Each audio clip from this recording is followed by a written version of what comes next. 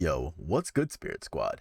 So, this is a deck that we've been hyping up for quite some time. It's going to be blue-white spirits, but with Curious Obsession. And this deck has been doing really well in Pioneer. So, what we're going to do is play this deck real quick here in Explorer. The idea is pretty simple, the same as we've been doing for Mono Blue for basically forever, right? We've got Mausoleum Wanderers and Spectral Sailors that can carry Curious Obsession starting as early as turn 2. And if you want more one drops to make this plan more consistent, some people have even gone to playing things like Lantern Bearer so that you have more one drops. Our two drops are pretty staple. We've got Supreme Phantom, Jackalgeist, and Rattle Chains. But the highlight of playing blue-white specifically here is going to be Spell Queller. And this is one that's finally on Arena. We've been very hype, and in our last video, we even played Spell Queller as a 4-of in the Azorius mid-range Spirits build, but now we're going to be playing a lot more of a tempo deck. The counter spells here are plentiful.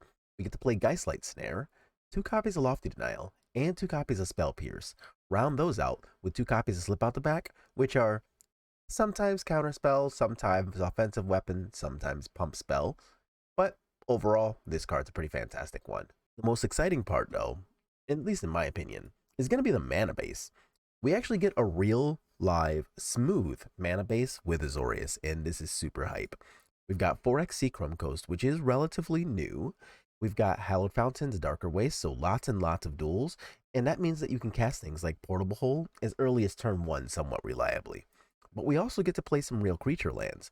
We've got 2 copies of Hall of Storm Giants, which is not to be slept on, and 2 copies of Mutavault, which is nowhere near as good as Hall of Storm Giants for closing out a game, but it is a spirit, so if you want to protect it with things like Rattle Chains, or use it to tap along with things like Jackalgeist, that's an option too. Round them out with a copy of Otawara, a copy of Iganjo, and a basic island, and there's a mana base. As for the rest of the sideboard that's not the portable holes, what we got going on here is going to be 2 copies of Selfless Spirit. These have a lot of play against blue-white control, but also against Rakdos mid-range, where they're both trying to kill things with Curious Obsession on them, and they sideboard into things like Ritual of Soot too, so make sure you're on the lookout for those things. We've got 3 copies of Aether Gust. These are going to be primarily for red-green vehicles, but they're also really good against things like Mono-Green Devotion. 3 copies of Mystical Dispute are primarily for mirror matches. Spirits is getting pretty popular because of how good this deck is, so we want to make sure we're prepared for that. And then the other 4 spots here are going to be primarily for Rakdos mid-range matchups. And these do work pretty well against control decks like blue-white and blue-black, especially blue-black since they don't play Portable Hole and can't really get rid of a Bank Buster. But the idea behind Bankbuster, rather than a 3-drop like Wedding Announcement or something, or even Takasia's Welcome, is that with Reckoner Bankbuster, you can threaten to your opponent to either draw a card using 2 mana, or counter a spell using the same 2 mana, or play a Rattle Chains or something. So Reckoner Bankbuster draws you cards, provides a threat, but also makes your opponent guess as to what your game plan is once you get to untap with this thing, or if you just cast it with 2 mana up. Either way, the 2 mana being able to be activated at instant speed gives you lots and lots of options here. But that's going to be our blue-white spirits list. Let's jump right into some gameplay on the ranked ladder. Today's video brought to you by FusionGamingOnline.com, your one-stop shop for all your gaming needs. Ooh, we get to be on the play? Oh, come on. Not with that, though. No, not like this. We finally win a die roll and I'm stuck mulling to 5. Not like this. Come on, deck. You're killing me. Well, if my opponent keeps 7, I'm going to be very sad with almost any 5. Okay, so that's still not good, but it is a lot better. So here I'm just going to get to Mausoleum Wanderer, and I could have played Spectral Sailor with a turn 2 Protect with Mausoleum Wanderer, but I assume I'm not going to get a Curious Obsession route off, so I'd rather have the most aggressive and versatile Drow play, which is Mausoleum Wanderer first. Are these Gundam sleeves? Oh, the Transformers. Cool. Not sure if when that was ever a thing on here, but I'm here for it. So let's find out what our opponent's actually playing today. So it looks like my opponent really isn't here, right? Like they discarded this, they discarded this, and I don't really feel too bad because at least it's Mono Green Devotion. This is one of the decks where, let's be real, even on a mull to 5, we probably would have won easily anyway. But that doesn't mean this really, feels good. This isn't what we want to be doing to win games here. We want our opponents to actually show up. Okay, so we're not really going to count that one. Let's just jump right into another round. Okay, so we've got Genkai as our opponent's username. Hell yeah, I'm here for that. Yu Yu Hakusho references are A1 by me. This hand against a Yorion deck, though, I think I'm actually going to put this back. There we go. That's what I want. So against a deck that wants to play Yorion, I'm going to assume that this is going to want to do control things to me here. Indatha Triumph. So instead of control, that actually looks like we're playing against enigmatic deck. And a route of Curious Obsession, Mausoleum Wanderer is still not bad. This is only 3 land types. Oh, Trial of Ambition. Fuck off. All right. Well, that sucks. Rattle Chains. Okay. Well, I was trying to play around Leyline Binding. Now they have 4 land types here, so I'm just going to be able to put in Rattle Chains here. Let's see if we can... That's not bad. I do want a land, and I'm going to gamble for it. So let's see if I can get a land here to stop, like, Fires of Invention from resolving. And I can't, so sucks to be me. But I can flash into Mausoleum Wanderer if they play another try. God damn it. All right. So, yeah. All right, sucks to be us. So we had a lot of ways to be able to like deal with that, but now with our Curious Obsession gone, I do have a lot of ways to deal with a spell here, but I do actually need to draw one of them. Oh, hooray. So the land is actually pretty helpful here, where I'm going to be able to counter in the next copy or even 2 of Fires of Invention or something similar. If they just like jam the Yorion in my face, I have Lofty for that. So here I would really just love to see like another Curious Obsession and go from there. But I am going to Queller that. So I am fully aware that this can walk me into a copy of Leyline Binding. So if they do have a Leyline Binding, I'm still kind of SOL here. Okay. And it looks like they don't, so I'm pretty thankful for that. So let's go ahead and threaten double counterspell. My life total isn't particularly important here. And let's see what this Beseiju to do. If they have just a Leyline Binding, I can't do anything about that, which really sucks. Okay, well, that doesn't suck for us. So we're going to go ahead and counter the Yorion, take the 2 from the Skyclave Apparition. I don't have a flash thing to block this with, but if they just go like land Leyline Binding, okay, good. So they had to land, but not the Leyline Binding, and they are going to get away with that attack here. I've got 2 more Spell Quellers, which might actually rescue our Multi-5. Bitter Reunion is pretty good, but I am going to let that slide. So they drop something, draw 2, and here I'm going to want to counter something a little more threatening from them here with the Spell Queller. So let's see what they try to cook here with. I'm not going to do anything about that, but end of turn, I am willing to flash in an empty Spell Queller. I don't want to walk anything sorcery speed, but I do want to increase my clock here. So if they have, I don't know what they could have. Yeah, cool. They did have the Leyline Binding. That's fine because I already couldn't do anything about the Leyline Binding. So they're going to get rid of the Spell Queller. This is going to get to rinse and reuse their Skyclave to target my other Queller. Gross. But I can never do anything about Leyline Binding here anyway. So honestly, it just kind of sucks to be me. Like a single slip out the back or something would have solved all of this, but that's not what we had. So let's untap and cry about it. Wholesomer. Okay, we're dead. So, unfortunately, we got to see that our opponent was a Yorion deck, and we did mulligan a really slow hand knowing that our opponent was a Yorion deck. But, unfortunately, our hand ended up just being so bad anyway that it didn't really matter. So, let's take out Equigeists here, and I'm actually going to take out Lofty. No, I'm going to take 2 of these out. I do know that they play Mystical Disputes sometimes in these decks, but I think I like Mystical a lot less than just like Aether Gust against Fires of Invention, stuff like that. So let's play like that. Okay, let's be on the play. Let's keep this hand. It's not great, but it's not terrible either. I would appreciate a 1-drop a little bit more so that we can get to this a little faster. But all things considered, I'm pretty okay here. So let's go ahead and play another blue source, pass a turn, and we know that Rattle Chains will give us the ability to play some magic. Spirited Companion is fine. Don't really care too much about that. So you can have fun drawing your card. And let's start the CO Pain Train. All aboard! Choo-choo! Bam! And we draw another land, which is really good for next turn too. So now I can threaten like a 2-drop like Supreme Phantom and an actual counter spell too. So let's be pretty happy about that. Trial of Ambition's going to catch a Lofty. I'm going to save my 1-mana counter spell for something else here. And hopefully this isn't just like, I don't know, it's like some portable hole bullshit. All right, good. So let's deploy our land. I probably should have actually attacked first just to see what the land drop was, but a Darker Waste isn't bad. And I don't want to play Hallowed Fountain more than a Darker Waste, so I don't feel bad about that now. I do have a lot of interaction in my hand, so I don't mind doing this. All right, let's get rid of the dog and see what they come up with post-combat. Ooh, taking a damage to do something. Siege Rhino. No thank you to the Rhinoceros. Okay. Siege Rhino's on top, which is actually pretty decent for me. Nice, nice. Pack it up, pack it up. And yeah, we're just going to run that right back. Oof, absolutely not. Okay, much better. So here I'm going to get rid of... Oh, another concession. We take those. All right, GG's, bitch. Next round. Okay, here we're on the draw with a hand that is not the worst. It's not great, but it's not the worst. Hallowed Fountain could mean control, in which this hand's actually not bad. It could mean a mirror. Oh, never mind. I was gonna say it could mean a mirror, in which I'm a little scared of a Shacklegeist, but that's not what happened here. Instead, it's just a Castle of Vantress, so we're playing against blue-white control.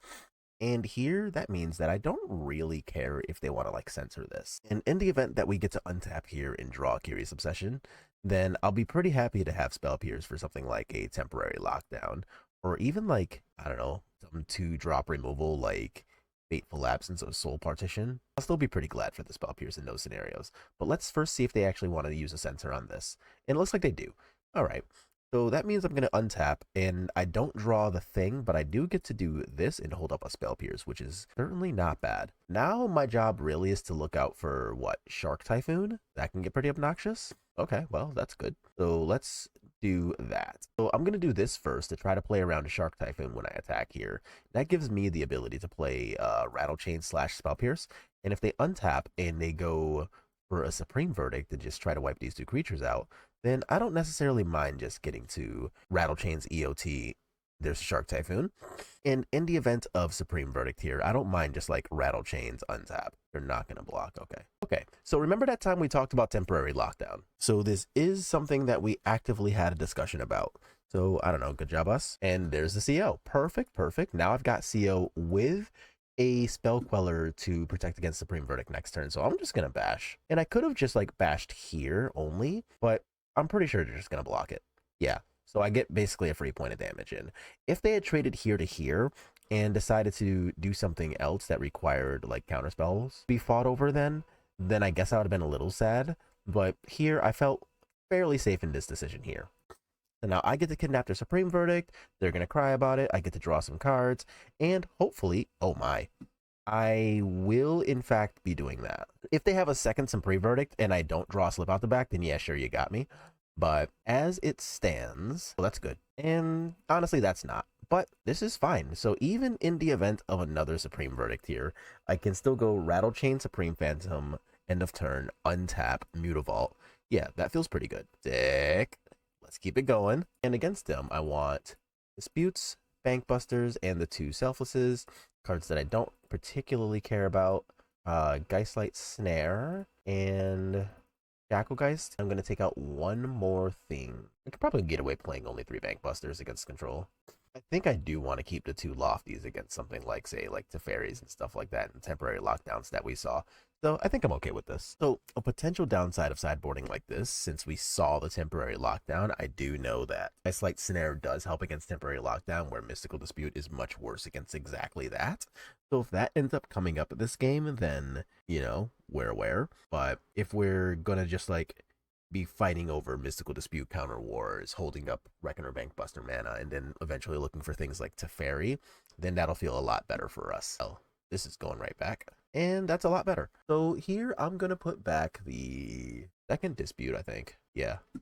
I do want all of these lands because I do eventually want to be able to use them for things like a drawn Bankbuster. I want to be able to eventually do things like Spell Queller plus fight. And the way these matchups typically go, I'm probably only going to have to win one fight. So let's give ourselves the ability to do that. And I'm not going to play the Phantom here. I'm just going to leave ourselves the ability to hold up Rattle Chains here. So if they want to, like, I don't know, lockdown or something now, then let's untap a Selfless Spirit. That's pretty good. You should be blue. And I'm going to play a Wanderer first. Okay, perfect.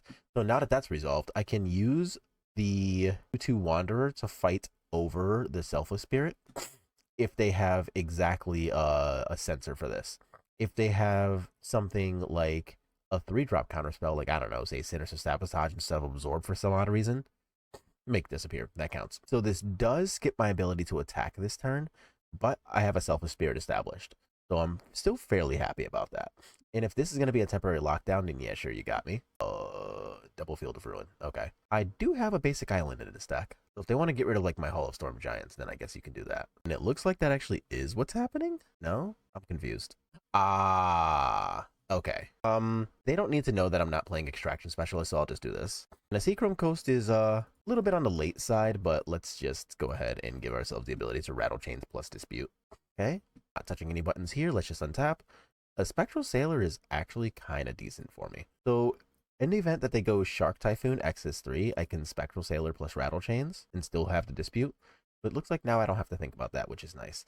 If they Field of Ruin, then I'll be able to float mana, use the mana to resolve a Spectral Sailor, and then I can still use the 4 mana to draw. So, and the reason I'm doing this first here is because I don't want them to have a 3rd mana to be able to counter the Spectral Sailor afterwards.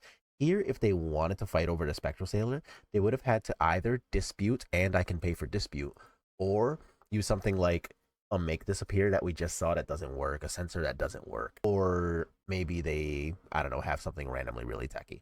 But doing that before letting them get to 3rd land plays around the highest number of available counter spells. But as we can see, now I've got 4 mana to use the Spectral Sailor's ability with.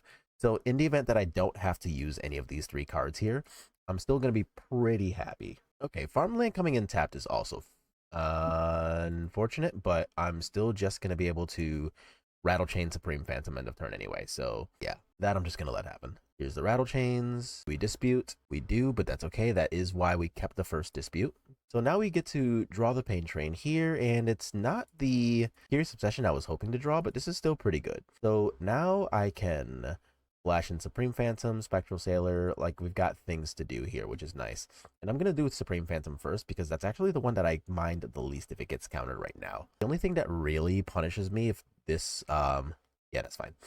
That's the one I actually want. Please don't have another counterspell for Spectral Sailor. Cool.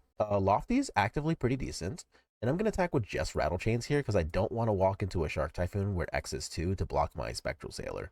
Here I can hold up Lofty or something big like a Teferi. And I can also draw a card here. So I'm pretty happy about that ability. Let's see if that ends up being relevant. Spell Pierce, probably not great. But it is if I can Spell Pierce and draw. Here, I'm not beating a Shark Typhoon anyway, so I think I'm going to just be willing to walk into it. And it looks like they don't have one, so that's good. Castle Ventress can find them, which kind of sucks, but I can't do anything about that, so it is what it is. 1 top, 1 bottom, okay. So I would love to see, like, a creature land or 2 here. Teferi. 1, 2, 3 mana is open, so let's Lofty first. See if it doesn't just get the hard counter. And if they Dovin's Veto my Lofty Denial, I'll be pretty happy to Spell Pierce Teferi. It's like we're psychic on this channel. Alright, get fucked, Teferi. Alright, I have a plan. Attack. What is this card in your hand? Is it another Verdict? Don't be a Verdict. Oh, Otawara to be a land. Okay. I don't know if I approve that choice, but I understand it given my 2 instant speed threats. And oh, baby. Let's go. So now we are doing the thing. So they're going to scry, probably looking for a big-ass Shark Typhoon, which is totally reasonable given their circumstance. But if they find just a Supreme Verdict, I'm pretty happy about this Spell Queller we just drew. So let's take them exactly to 4, which is a 2-turn clock now, not a 3-turn clock. So I'm even more thankful for that Curious Obsession. And Otawara of our own. Well, get fuck Shark Typhoon. Memory Deluge. Absolutely not. All right. 2 over blue-white control. Let's play one more round. All right. Last round of the day here. We get the die roll, which is sick. And we have an absolute banger of an opening hand. Let's go. So Spectral Sailor, slip out the back, CO, Geistlight Snare, and then a Lord for turn 3. That's pretty much exactly what I want to see. So we're playing against most likely a mirror since it's a basic island. So that also makes me fairly happy here on the play at least, because this means that now I get to just like dunk on this Mausoleum Wanderer, draw something here, see if they want to try to resolve like a Shacklegeist. If so, I have Geistlight Snare, and then they got to choose between, oh, cool. Less sad. So I guess that's gonna happen. Unfortunate. So you're gonna have to get rid of the Mausoleum Wanderer if they want the Brazen Borrower bounce to happen. So at least I get to deny them the attack here. But the Brazen Borrower Petty Theft is not great for me here since it does perma-kill the CO. So the good thing about this though is that I can hold up Queller. I've also got Geistlight Snare and Lofty. So like we've got plenty of things to do. And that's definitely what's gonna happen here. That Supreme Phantom not happening.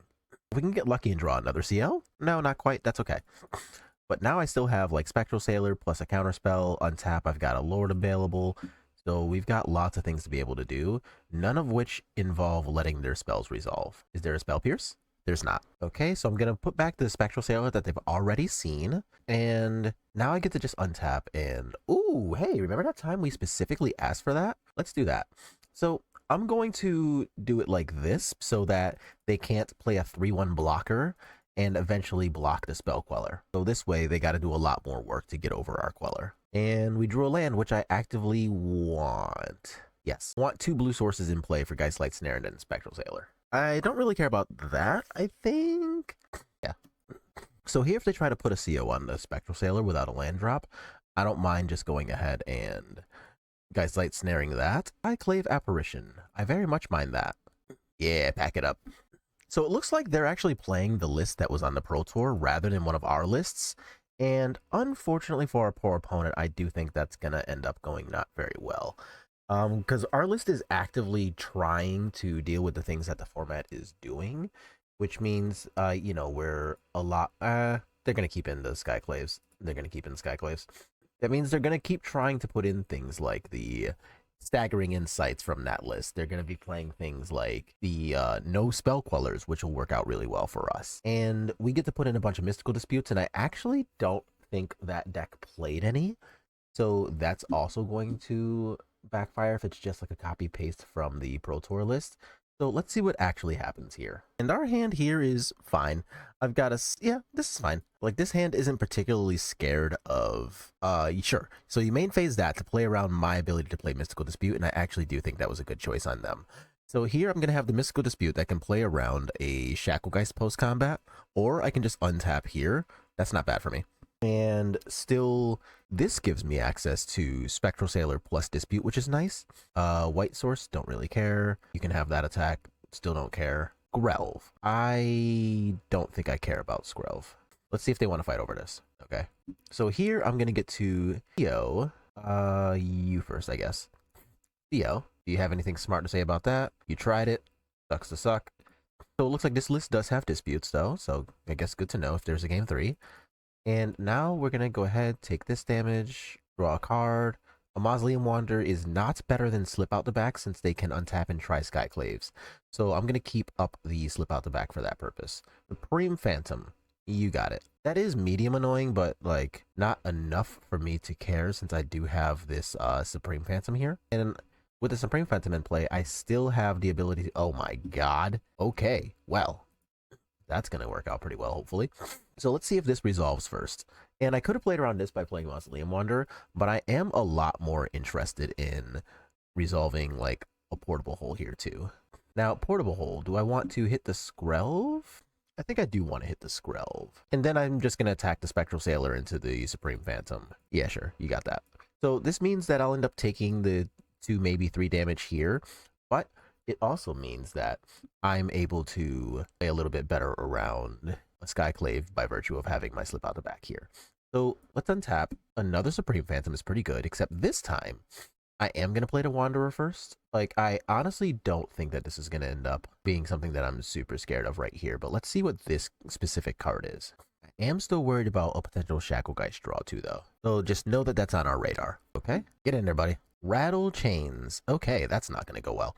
So they are going to give the Rattle Chains hexproof, and then they can block with the Rattle Chains. But I'm going to get to do this to the Supreme Phantom. It will come back as a 2/4, which is annoying, but now I get to just kill the Rattle Chains for free. So if they want to be able to deal with this and didn't just draw like a Skyclave here, then they've got some work to do. Not to say they can't do it, they just got some work. Curious Obsession on that. Okay.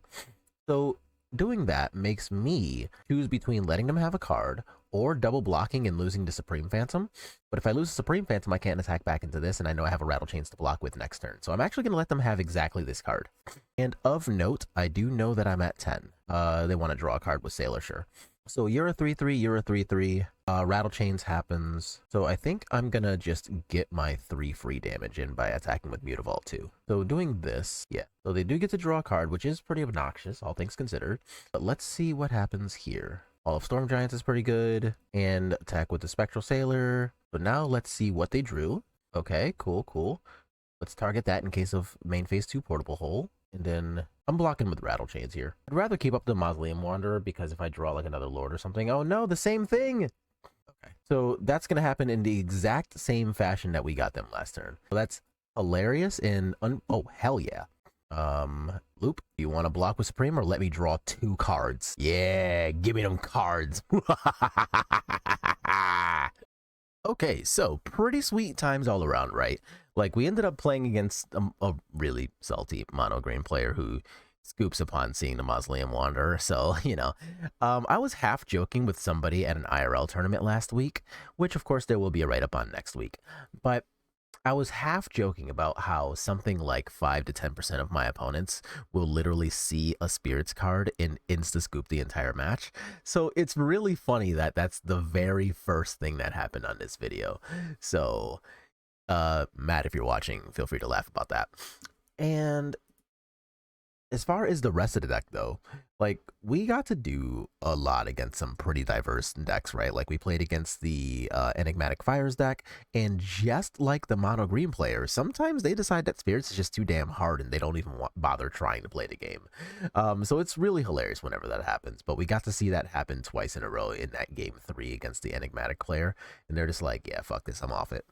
But of course, the other 2 games were, I won't say as competitive, but I will say that they were just as willing to play the game against us, right? Like, we played against Blue-White Control, and they have a lot of things to be able to do about our stuff, right? Like, they have the March of Otherworldly Light, they have the Supreme Verdicts, they have Temporary Lockdown, and a lot of the times, thanks to especially Spell Queller, we're just like able to make those problems really just not problems. Yes, you need to work a little bit to play around Shark Typhoon, but other than that, most of the stuff out of the Blue-White Control deck is generally not that scary, especially when you have things like Selfless Spirit to come out of the sideboard, and that helps provide additional help against the Supreme Verdicts of the world. Against the against the Blue-White Spirits mirror there, we saw that in the game 1, they tried to pull out the Skyclave Apparition, and that's something that the deck that came from the Pro Tour did. They played no Quellers, and instead they played 4X Skyclave Apparition with some Skrells. And I'm gonna be completely honest, there's a reason that I'm playing the Spell Queller instead of the Skyclave Apparition. I'm just not really a big fan of that, especially like in this matchup, right? Where you're playing 3 mana for a 2/2 that can't block, and a lot of the times, thanks to cards like Slip Out the Back and Rattle Chains, you also just like don't even get the good part of the effect a lot of the times in this matchup. So I do like the idea of something like maybe 2 Skyclaves out of sideboards, and that's something that I've done before, but playing all 4 in the main when Spell Queller's just right there is not really where I think I want to be with this specific deck. I do, however, think that if you're playing Bant, then 4X Skyclave Apparition is fantastic because it can come off of those Cocos along with a friend. You can then tap things down with Shacklegeist, or if you're playing Nebelgast Herald, Skyclave Apparition can trigger a Nebelgast as well. So like, there's lots of things to be able to do with Skyclave Apparition. I just don't think the main deck of this list is where you want to play it, that's all. But that's going to be a video today. Lots and lots of sweet gameplay and some pretty hilarious moments. So yeah, totally in for that. As always, if you like what you're watching, make sure you let me know by clicking the like button. Hit the subscribe button if you're new to the channel, and I'll see y'all on the next one.